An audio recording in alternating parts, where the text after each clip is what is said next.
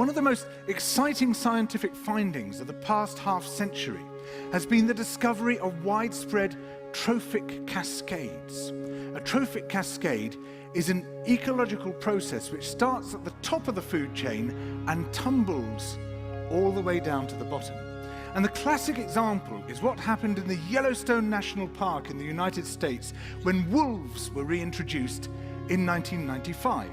Now, we all know that wolves kill various species of animals, but perhaps we're slightly less aware that they give life to many others. Before the wolves turned up, they'd been absent for 70 years.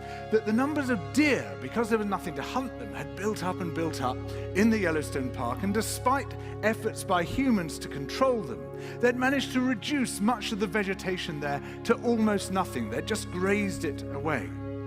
But as soon as the wolves arrived, even though they were few in number, they started to have the most remarkable effects.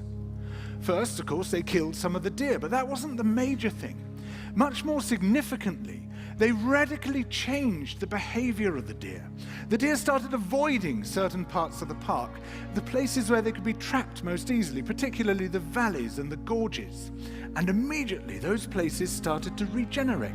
In some areas, the height of the trees quintupled in just 6 years. Bare valley sides quickly became forests of aspen and willow and cottonwood. And as soon as that happened, the birds started moving in. The number of songbirds, of migratory birds, started to increase greatly. The number of beavers started to increase because beavers like to eat the trees. And beavers, like wolves, are ecosystem engineers. They create niches for other species. And the dams they built in the rivers provided habitats for otters and muskrats and ducks and fish and reptiles and amphibians. The wolves killed coyotes, and as a result of that, the number of rabbits and mice began to rise, which meant more hawks, more weasels, more foxes, more badgers. Ravens and bald eagles came down to feed on the carrion that the wolves had left. Bears fed on it too, and their population began to rise as well, partly also because there were more berries growing on the regenerating shrubs.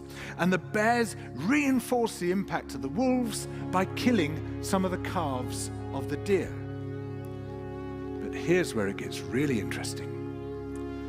The wolves changed the behavior of the rivers. They began to meander less. There was less erosion. The channels narrowed, more pools formed, more riffle sections, all of which were great for wildlife habitats. The rivers changed in response to the wolves. And the reason was that the regenerating forests stabilized the banks so that they collapsed less often, so that the rivers became more fixed in their course. Similarly, by driving the deer out of some places and the vegetation recovering on the valley sides, there was less soil erosion because the vegetation stabilized that as well. So the wolves, small in number, transformed not just the ecosystem of the Yellowstone National Park, this huge area of land, but also its physical geography.